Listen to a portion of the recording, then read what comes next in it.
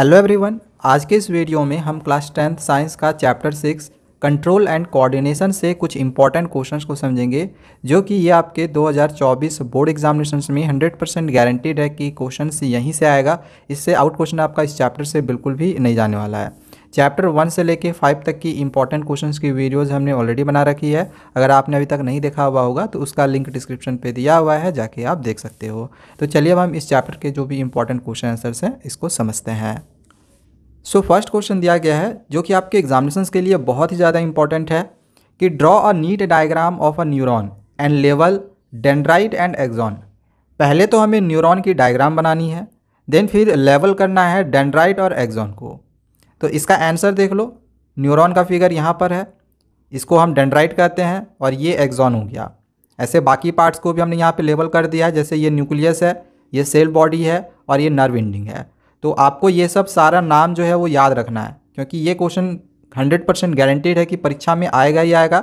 आगे आपकी pre board की परीक्षा होने वाली है, वहाँ पर भी आएगा, और जो आपकी 15 फरवरी से बोर्ड परीक्षा शुरू होगी 2024 से, उसमें भी ये क्वेश्चन पूछा जाएगा।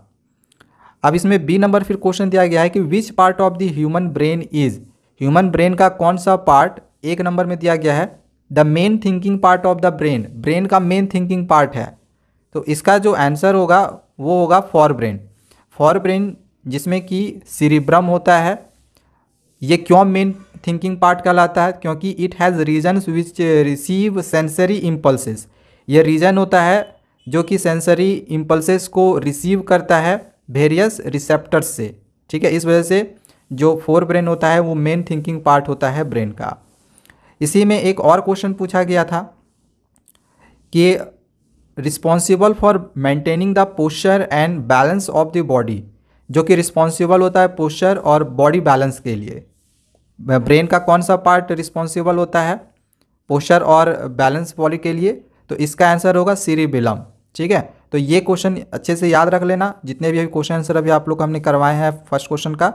चलिए आगे हम सेकेंड क्वेश्चन को समझते हैं। अब नेक्स्ट आगे ये जो क्वेश्चन नंबर 2 है, यहाँ पर एक देखो टेबल दिया गया है। इस टेबल में यहाँ पर कुछ हार्मोन्स दिए गए हैं, हार्मोन्स के नाम हैं, और यहाँ पे ग्लैंड्स दिए गए हैं जो कि हार्मोन सीक्रेट करते हैं। जैसे कि जो थायराइड ग्लैंड्स होता है ये थायरोक्सिन हार्मोन सीक्रेट करता है।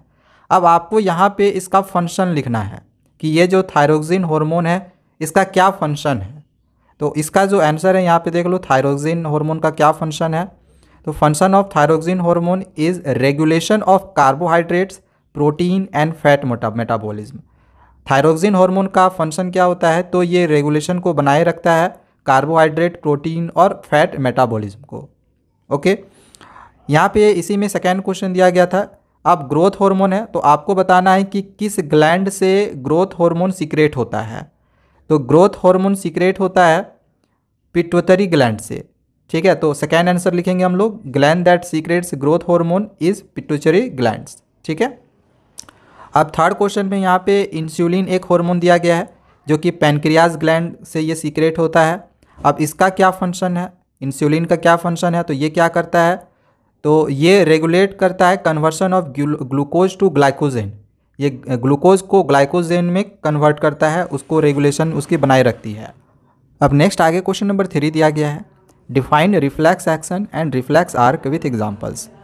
रिफ्लेक्स एक्शन और रिफ्लेक्स आर्क क्या होता है, इसको एग्जाम्पल्स के साथ लिखना है। तो रिफ्लेक्स एक्शन क्या होता है, तो quick and sudden response of the body to a stimulus called reflex action. जब किसी स्टिम्युलस को छूने से, जैसे कोई ऑब्जेक्ट है वो ठंडा है या गर्म है, उसको छूने से हमारी बॉडी एक क्विक या फिर सडन रिएक्शन लेती है, एक रिस्पॉन्स करती है। तो वो जो रिस्पॉन्स होता है इसी को हम रिफ्लेक्स एक्शन कहते हैं। जैसे यहाँ पे 2 एग्जाम्पल्स हमने लिख दिए हैं। पहला है withdrawal of hand on touching the hot plate.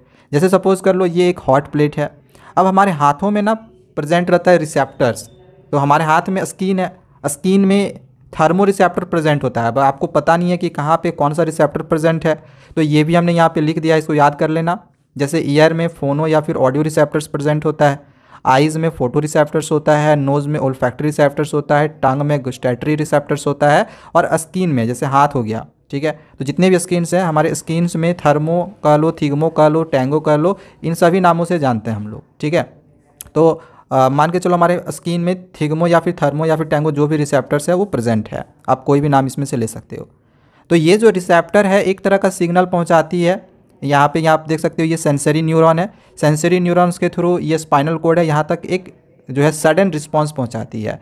तो ये जो रिस्पांस पहुंचाती है इसी को हम लोग क्या कहते हैं, रिफ्लेक्स एक्शन, जिससे कि जो हाथ होता है वो फिर हम फट से हटा लेते हैं। दूसरा एक और एग्जांपल हमने यहाँ पे लिख दिया है नी जर्क का, ये भी रिफ्लेक्स एक्शन का एक एग्जांपल है। ये ब्रेन तक नहीं पहुँचता है, हमारे स्पाइनल कोड तक ही पहुँचता है।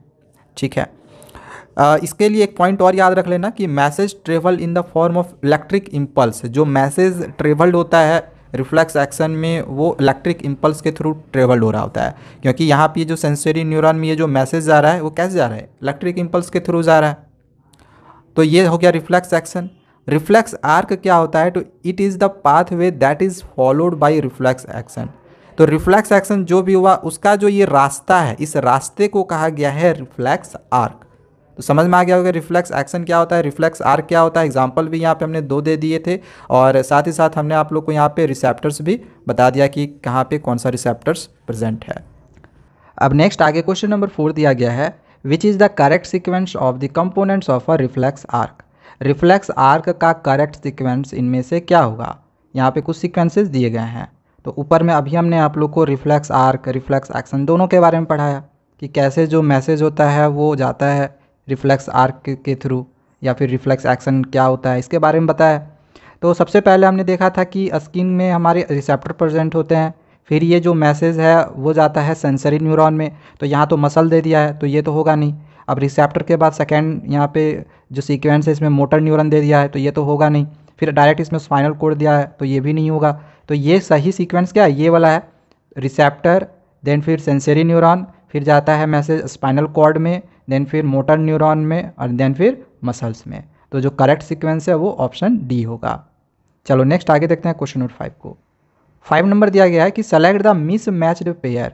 जो मिस मैच जो गलत पेयर है वो आप लोग को इसमें से सेलेक्ट करना है। देखो यहाँ पे कुछ ग्लैंड्स दिए गए हैं और ये क्या सीक्रेट कर रहे हैं ये यहाँ पे दिया गया है। जैसे जो थायराइड ग्लैंड होता है ये थायरोक्सिन सीक्रेट करता है, ये बिल्कुल सही है। ओवेरी जो होता है वो एस्ट्रोजन सीक्रेट करता है, ये भी बिल्कुल सही है।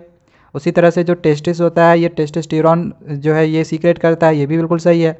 लेकिन ये जो है ये गलत है। पिट्यूटरी जो ग्लैंड होता है ये ग्रोथ हार्मोन सीक्रेट करता है, जबकि जो एड्रेनालाइन जो है वो एड्रेनालाइन ग्लैंड जो होता है वो एड्रेनालाइन सीक्रेट करता है। तो ये हम लोग का जो है वो गलत है, ऑप्शन ए मिसमैच पेयर है, राइट आंसर ऑप्शन ए होगा। ठीक है, नेक्स्ट आगे क्वेश्चन नंबर 6 दिया गया है, the growth of pollen tubes towards ovules is due to. Pollen tubes की जो ग्रोथ होती है वो ओव्यूल्स की टुवार्ड्स होती है, ओव्यूल्स की ओर होती है। ये किसके वजह से होती है, किसके कारण से होती है, तो हाइड्रोट्रोपिज्म के कारण, कैमोट्रोपिज्म के कारण, जियोट्रोपिज्म के बारे में, या फिर फोटोट्रोपिज्म के कारण। तो इसका राइट आंसर होगा कैमोट्रोपिज्म के कारण। ठीक है, नेक्स्ट आगे क्वेश्चन नंबर 7 दिया गया है, a doctor advised a person to take an injection of insulin because. Doctor जो है किसी पर्सन को इंजेक्शन लेने के लिए कहता है इंसुलिन का, क्यों। डॉक्टर इंसुलिन का इंजेक्शन किसी पर्सन को लेने के लिए क्यों कहेगा, कब कहेगा। तो ऑप्शन में दिया गया कि his blood pressure was low, जब उसका ब्लड प्रेशर लो होता है तब डॉक्टर बोलता है कि इंसुलिन का इंजेक्शन लो। तो नहीं, ये गलत है। His heart was beating slowly, heart slowly beating करता है इस वजह से। तो नहीं, ऐसा भी नहीं है। ही वॉज सफरिंग फ्रॉम गोइट्री, गोइट्री के सफरिंग कर रहा है इस वजह से। तो नहीं। He sugar level in blood was high, sugar level जो होता है ब्लड में वो हाई हो जाता है, इस वजह से जो डॉक्टर है वो पर्सन को सलाह देता है इंसुलिन की इंजेक्शन लेने के लिए, शुगर लेवल हाई होने की वजह से। सो राइट आंसर आपका ऑप्शन डी होगा। नेक्स्ट आगे क्वेश्चन नंबर 8 दिया गया है, what is tropic movement and explain with examples. पहले तो हमें ये बताना है कि ट्रॉफिक मूवमेंट क्या होता है, फिर इसी को एग्जाम्पल के साथ आपको समझाना भी है। तो ट्रॉफिक मूवमेंट क्या होता है, तो directional movements caused in plants due to external stimuli. कोई एक्सटर्नल स्टिम्यूली के कारण प्लांट्स का जो डायरेक्शन होता है, मूवमेंट प्लांट में जो मूवमेंट होती है उसका जो डायरेक्शन होता है, तो इसी को हम लोग ट्रॉफिक मूवमेंट कहते हैं। अब इसका देखो एग्जाम्पल अच्छा से समझ लो, यहाँ पे दिया गया है इसका एग्जाम्पल। हम फोटोट्रॉपिज्म के दौरान ऐसा देखते हैं कि the shoot bends towards light. जो सूट होती है, प्लांट्स की जो सूट होती है वो लाइट की तरफ बेंड हो जाती है। ये क्या दिखा रहा है, ये पॉजिटिव फोटोट्रॉपिज्म को शो करता है। While the roots bend away, फिर से जो रूट्स होती है वो फिर से दोबारा पहले की तरफ बेंड अवे हो जाता है, पहले की तरफ हो जाती है, from light to show negative phototropism. अगर फिर से अगर लाइट ना पड़े तो वो जो रूट होती है वो सूट जो होती है वो बेंड हो जाती है। तो ये क्या शो कर रहा है, ये नेगेटिव फोटोट्रोपिज्म को शो कर रहा है। तो बस यही आपका यहाँ पे ये क्वेश्चन का आंसर हो गया।